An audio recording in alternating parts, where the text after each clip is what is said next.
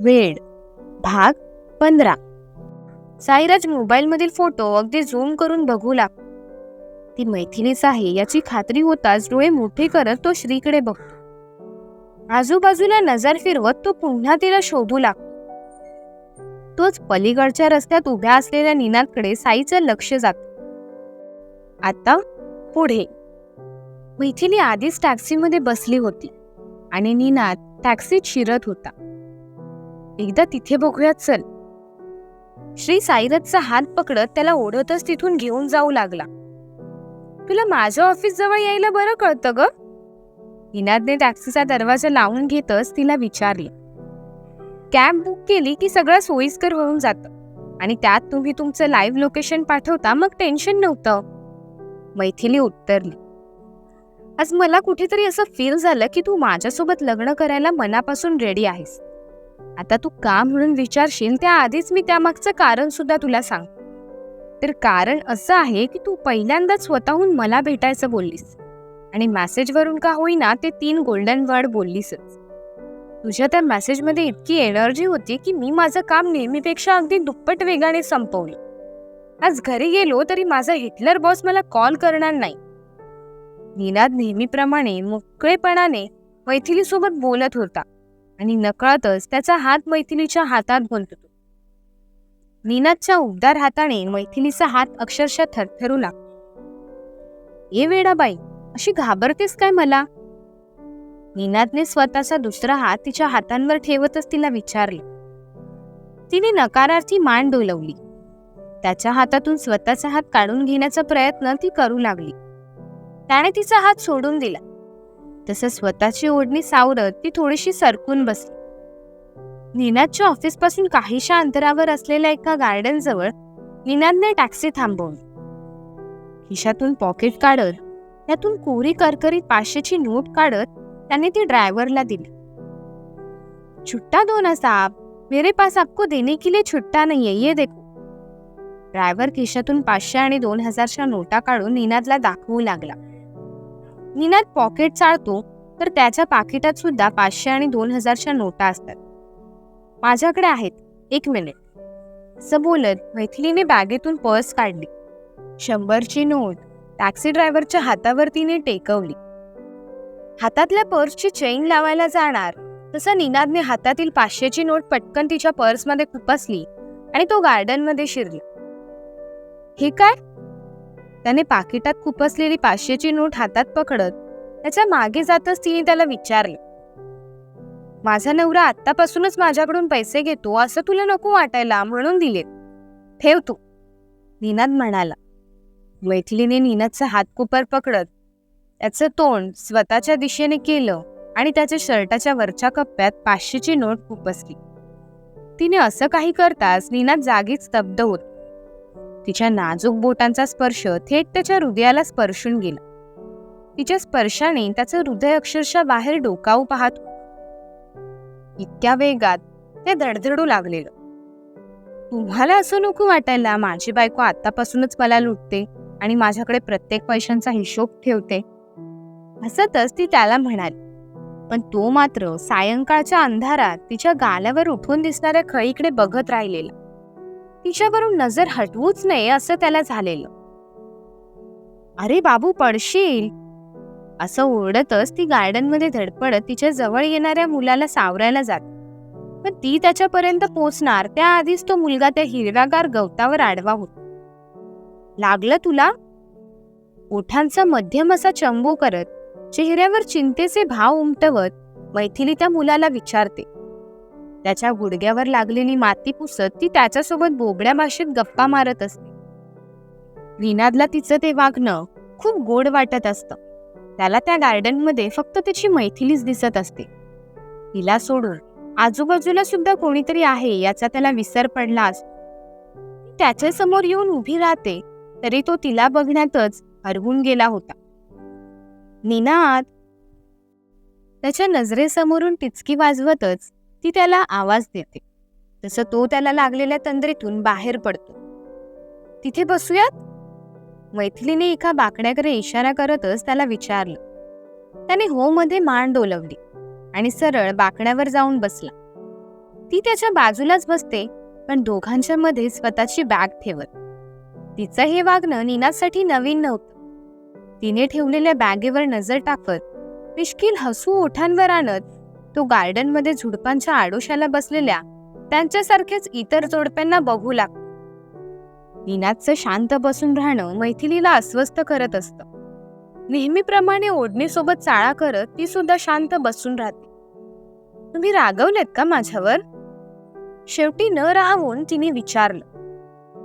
माझी आई बोलते मी आणि राग या दोन्ही विरुद्ध गोष्टी आहेत. नीनाद कोड्यातच म्हणतो. म्हणजे? मैथिलीने त्याच्याकडे बघतच त्याला प्रश्न केला.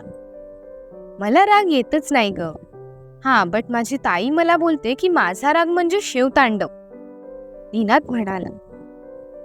तुम्हाला राग येतो की नाही येत? मैथिली थोडीशी गोंधळली. ज्या गोष्टीने यायला पाहिजे त्या गोष्टीने येतो, पण छोट्या छोट्या गोष्टीने अजिबात नाही येत. नीनाद स्मित देतच म्हणाला. ओके, मैथिली म्हणाली. What about you? नीनादने विचारलं. सेम. थोडक्यातच उत्तर देऊन मैथिली मोकळी झाली. म्हणजे आपला स्वभाव परफेक्ट मॅच होतोय तर?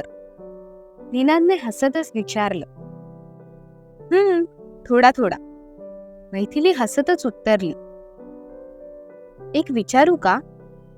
नीनादने थोडं अवघडतच तिला विचारलं. त्याला हुंकार दर्शवतच ती हुंकारली. चुकीचा अर्थ नाही ना काढणार? नीनादने असा प्रश्न करताच मैथिली थोडी घाबरतच त्याच्याकडे पाहू लागली. नाही ना काढणार? तिच्या नजरेत बघत भुवया थोड्या उंचावत त्याने पुन्हा तिला प्रश्न केला. नकारार्थी मान डोलवत ती नाही बोलली आणि त्याच्या नजरेत झळकणारा आपल्याबद्दलचं प्रेम ती बघतच राहिली. तुझं लग्न तुझ्या मर्जीने होतंय ना? म्हणजे तुझं मी सोडून इतर कोणावर प्रेम वगैरे नाही ना? तसं काही असेल तर तू माझ्यासोबत शेअर करू शकतेस. I will help you. पण माझ्यापासून काही लपवू नकोस. तू माझ्यापासून लांब राहतेस याचं मला वाईट वाटत नाही, पण तू ज्या पद्धतीने लांब जातेस ते थोडं हर्ट करतं. कधी कधी नकळत तू माझ्या जवळ येतेस, पण तसंच मी तुझ्या जवळ आलो तर तू असं बिहेव करतेस जणू मी खूप मोठी चूक केली. तिरस्कार करतेस असं मला जाणवतंय. I am not blaming you, पण मला असं कुठेतरी वाटतं की काहीतरी कमी आहे आपल्या नात्यात. मी एकट्याने पुढाकार घेऊन हे नातं पूर्ण होणार नाही. आय नो आपलं अरेंज मॅरेज आहे, पण मी असे कपल्स बघितलेत ना की जे अरेंज मॅरेज करतात पण दुनिया त्यांच्याकडे अशा नजरेने बघते की जणू त्यांचं लव्ह मॅरेज आहे. उदाहरण द्यायचं झालं तर माझी मोठी ताई आणि भाऊजी, त्या दोघांकडे बघून तुला खरंच डाऊट येईल की त्यांचं अरेंज मॅरेज आहे. इव्हन त्यांच्या लग्नाला 9 वर्ष झाली, पण दोघांचं बॉन्डिंग बघशील ना तर नवीन लग्न झाल्यावर नवरा बायको जसे राहतात अगदी तसेच दोघं राहतात. मी तुझ्याशी एकदम ओपनली राहतोय, पण तू माझ्यासोबत तशी नाही राहत. तुला विश्वास नाही बसणार, पण मी जेवढं तुझ्यासोबत बोललोय तेवढं आजपर्यंत कोणत्याच मुलीसोबत नाही बोललोय. मी माझ्या घरच्यांना घेऊन थोडं पॉझिटिव्ह आहे. भले ती माझी आजी असो, आजोबा असो किंवा माझे आई पप्पा असो. माझ्या घरच्यांच्या मान आणि प्रतिष्ठेचा मी खूप विचार करतो. मी करतो म्हणजे लहान पडतो ना मी. सो मी सुरुवातीपासून माझ्या ताईला फॉलो करतो. हे मान प्रतिष्ठासारखे कठीण शब्द ताईचे आहेत. टीनेजमध्ये गेल्यावर माझ्या ताईला माझी भरपूर काळजी वाटायची. म्हणजे तिने माझ्यापेक्षा थोडे जास्तच पावसाळे बघितलेले ना. सो तिच्या क्लासरूम मधील मुलांचं जे काही चालू असायचं ते बघून ती माझ्याकडे जास्तच लक्ष द्यायची. स्वतःच्या क्लासरूम मध्ये जाण्याआधी ती सगळ्यात आधी मला माझ्या क्लासरूम मध्ये सोडायची, पण 2 वाक्य नेहमी बोलून दाखवायची की नीनू, आपल्या आई पप्पांचं नाव खराब होईल अशा गोष्टी करायच्या नाही. नको त्या संगतीत राहायचं नाही, कारण आपल्या आई पप्पांच्या मान आणि प्रतिष्ठेचा प्रश्न आहे. तिची ती 2 वाक्य मी लाईफ टाईम लक्षात ठेवली. आता तुला हे सांगण्याचं कारण म्हणजे तू माझ्या परिवारात येणार. सो इन फ्युचर असं नको व्हायला की तू माझ्यापासून लांब राहण्याचं कारण काहीतरी वेगळंच निघेल आणि आपल्या दोघात दुरावा निर्माण होऊन माझ्या घरच्यांना त्याचा त्रास होईल. लग्न जमल्यापासून मला खरंच थोडं स्ट्रेस वाटतं, म्हणून मी हे सगळं बोलतो. चुकीचा अर्थ नको काढूस. जे मनात होतं ते सगळं बोलून नीनाद मोकळा झाला. तुम्ही समजताय तसं काही नाहीये, पण मला थोडी भीती वाटते. नकळत होणारा स्पर्श भीती निर्माण नाही करत, पण जाणून बुजून झालेला स्पर्श खूप भीती निर्माण करतो. मला नाही माहिती मला काय होत, पण थोडी भीती वाटते. मला काय सांगायचे ते समजून घ्या. मैथिली स्वतःची नजर खाली ठेवतच बोलत होती. ही 2 वाक्य बोलताना ओढणीचा अक्षरशः फुरगळा करून टाकला होता तिने. निनादच्या नजरेतून ते काही सुटत नाही. तुझ्या मर्जीशिवाय काहीच होणार नाही. नको त्या गोष्टीचं टेन्शन घेणं थांबव आणि ती ओढणी फाटेल गाता.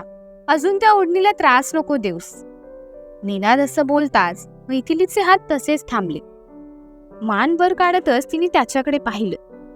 गालातल्या गालात हसतच तो तिच्याकडे बघत होता. एवढं विचारतायत तर साईबद्दल सांगू का? पण ह्यांनी माझ्याबद्दल नको तो विचार करून लग्नाला नकार दिला तर परत आपल्याला त्रास होईल. मग दादा. मैथिली विचारांच्या तंद्रीत हरवते. दादाचा विचार डोक्यात येताच मनात आलेला विचार ती पुसून टाकते.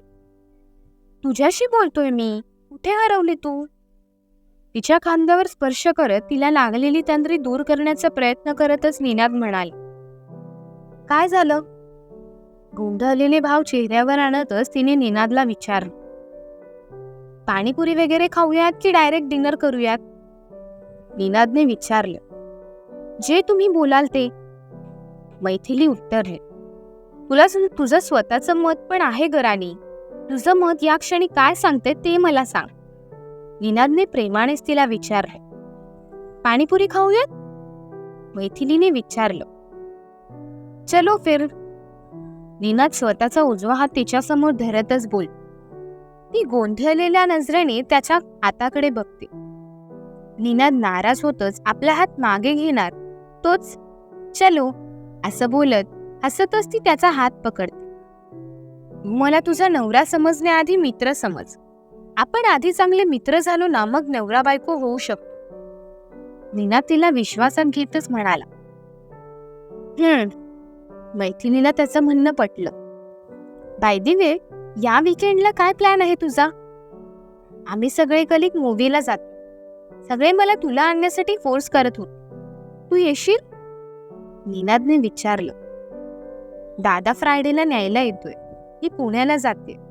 नाही आलं तर चालेल का? मैथिली छोटंसं तोंड करतच निनादला विचारू लागली. न चालायला काय झालं? चालतंय ग सगळं. निनाद तिला स्मित हास्य देतच म्हणाला. दोघेही एकमेकांना समजून घेण्याचा प्रयत्न करत असतात. तर इथे श्री आणि साईराज मैथिलीला ऑफिस जवळील परिसरात शोधून दमले असतात. निनाद आणि मैथिलीच्या अगदी जवळून त्यांची कार जाते. पण मैथिलीचं नशीब समजा किंवा साईराजचं दुर्भाग्य, दोघांचंही त्या जोडप्याकडे लक्ष जात नाही. मैथिली मुंबईतच आहे याची खात्री साईराजला झाली असते. त्यामुळे पुणे विसरून तो मुंबईतच तुला शोधण्याच्या मार्गी लागला होता. पण मुंबईसारख्या गजबजलेल्या शहरात मैथिलीला शोधणं म्हणजे मिठाच्या डब्यात साखरेचा भरलेला कण शोधण्यासारखा आहे. मैथिली त्याच्या भोवतालीच वावरत असून त्याच्या पासून प्रत्येक क्षणी ती वाचत आली होती. नेहमीप्रमाणे श्री आणि साईराज चर्चा करत केबिनमध्ये बसले होते. निनाद श्रीच्या कॅबिनचा दरवाजा ठोठावतच आत आला. उद्यापासून मी सुट्टीवर आहे. हे माझं लग्नाचं कार्ड. लग्नात नक्की या. निनादने श्रीच्या हातात लग्नाची पत्रिका देतच म्हटली. कधी आहे लग्न बोललास? श्रीने विचारले. 24ला, म्हणजे 2 दिवसांनी. निनाद उत्तरला. मी लग्नात येण्यासाठी प्रयत्न नक्की करेन. And congratulations. निनादला हात मिळवतच श्री म्हणाला. थँक्स. निनाद म्हणाला. साईराज मात्र स्वतःच्याच विचारात हरवून गेला होता. त्याच्यावर एक नजर टाकत केबिन बाहेर पडला. श्री, तिचं लग्न झालं असेल तर मी काय करू? साईराजने तळ हातावर हनुवटी ठेवतच श्रीला विचारलं. मी तर आधीच सांगितलंय, तू तिला विसरून जा. तू माझं ऐकतोस का जे मला प्रश्न करतोयस? श्रीने चिडतच उत्तर दिलं. तू बोललास पुणे सोडून मुंबईला ये. मी आलोय ना. तू बोललास मला त्या मुलीचं नाव ऐकून इरिटेट होतंय. तिला माझी शपथ तिचं नाव आजपासून घ्यायचं नाहीस. आज 5 दिवस झाले मी तिचं नाव घेतलं नाही. तू तिला विसरून जाण्यासाठी पण स्वतःची शपथ घातलेलीस. पण ते खरंच नाही जमणार, म्हणून मी तुझ्या मागे लागून ती शपथ तुला मागे घ्यायला लावली. सगळंच ऐकतोय ना मी तुझं, मग असं का बोलतोयस? साईराजने निरागस चेहरा करतच श्रीला विचारले. श्री काहीही न बोलता मोबाईलमध्ये काहीतरी करू लागलेला. Check its. स्वतःचा मोबाईल साईराज समोर ठेवतच श्रीने त्याला सांगितले. असं काय असेल श्रीच्या मोबाईलमध्ये जे तो साईला दाखवत असेल? कळेलच आपल्याला ते पुढील भागात. धन्यवाद.